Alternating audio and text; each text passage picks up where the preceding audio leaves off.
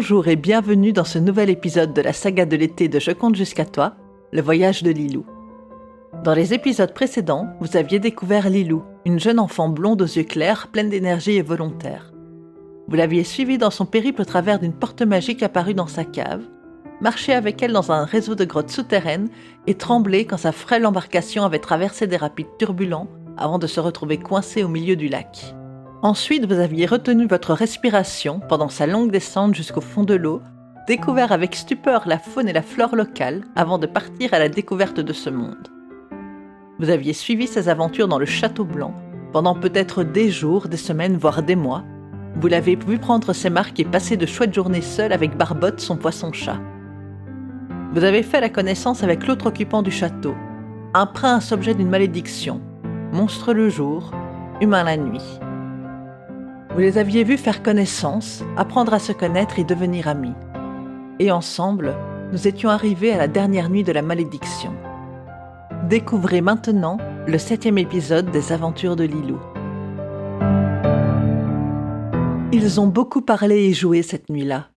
Assis sur le lit, ils se sont partagés les secrets que tous les enfants s'échangent. Leurs espoirs pour l'avenir, les souvenirs de cette année écoulée. Ils ont versé quelques larmes aussi, de rire surtout. Ils étaient main dans la main, se regardaient, en souriant de toutes leurs dents.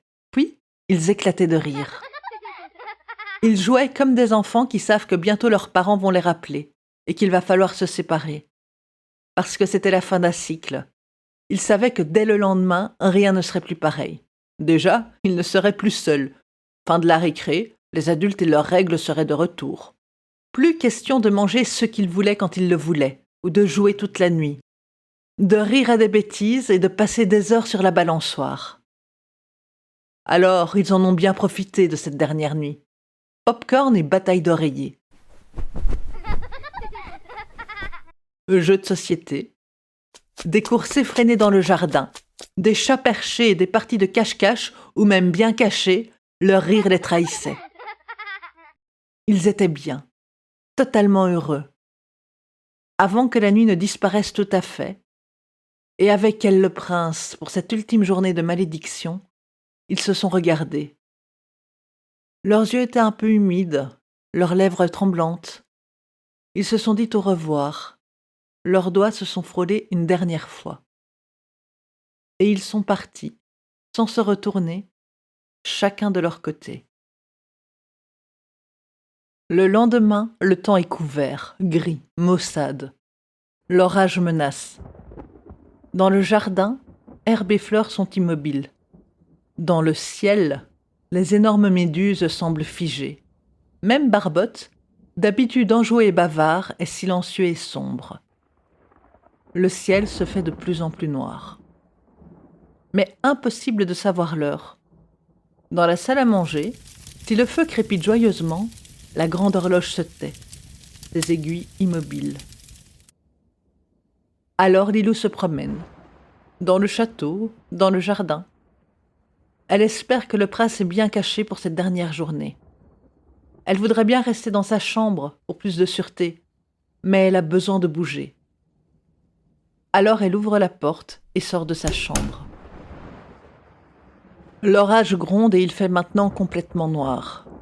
Lilou trébuche sur une marche, se rattrape juste avant de tomber. Elle lève les yeux et son regard croise celui doré du garçon. Un énorme coup de tonnerre fait trembler le château jusqu'au plus profond de ses fondations. La grêle se met à tomber, assourdissante, et à l'intérieur même, dans le couloir où sont les deux enfants, le vent se lève.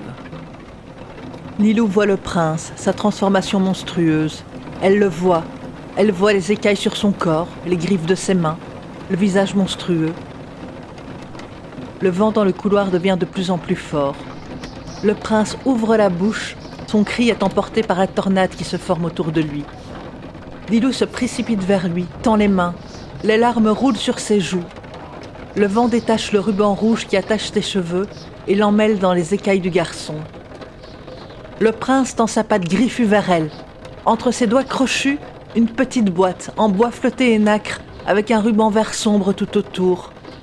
Il lutte contre les vents violents, semble sur le point de gagner, mais une rafale plus forte que les autres l'entraîne au loin.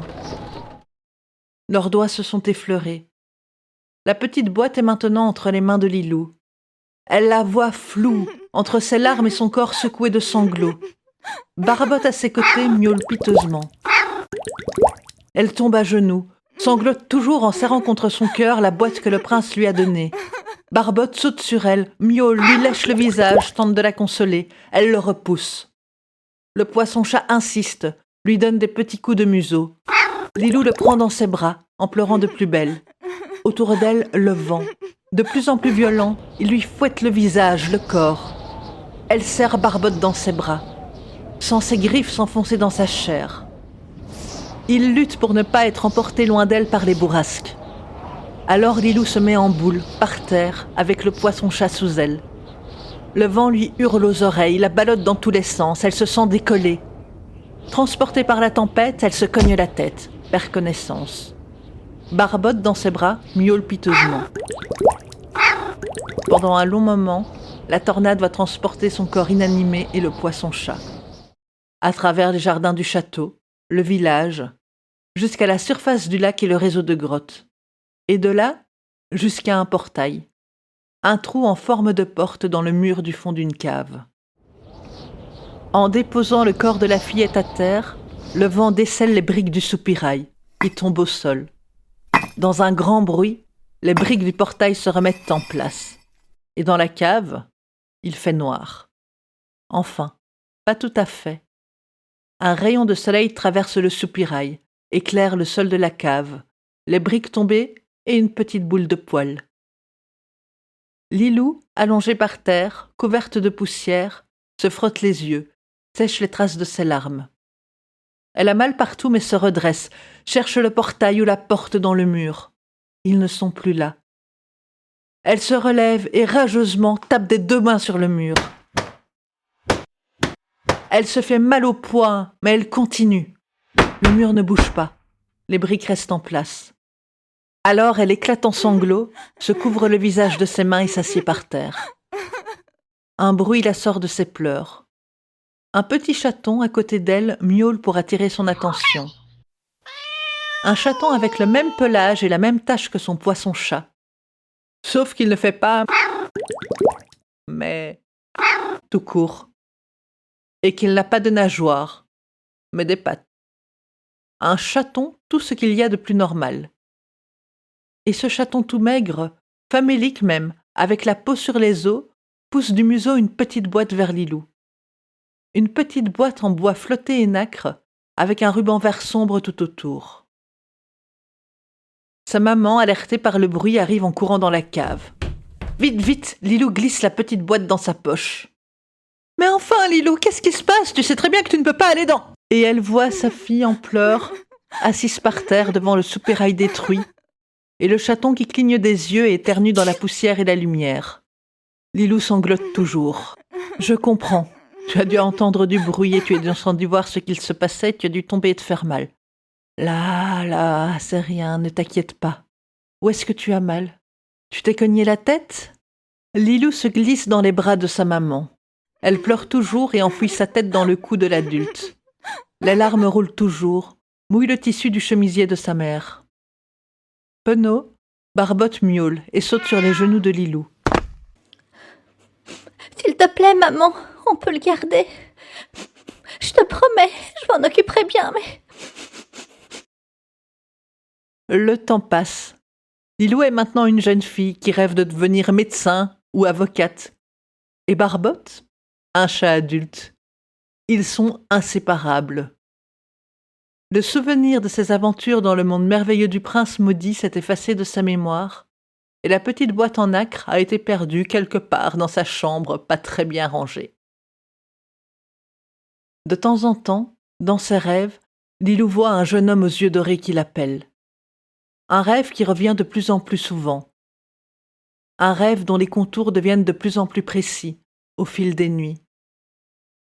Jusqu'à ce qu'un soir, elle entende les paroles du jeune homme.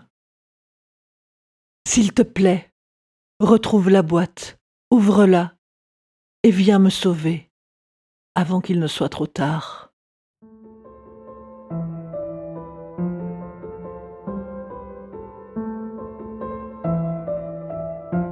Si vous avez aimé cette histoire, n'hésitez pas à vous abonner au podcast Je compte jusqu'à toi, à me retrouver sur Twitter, @leliconte, ou sur mon site lendewell.com/histoire, avec un S au bout. N'hésitez pas non plus à commenter et à partager. Merci beaucoup et à la prochaine!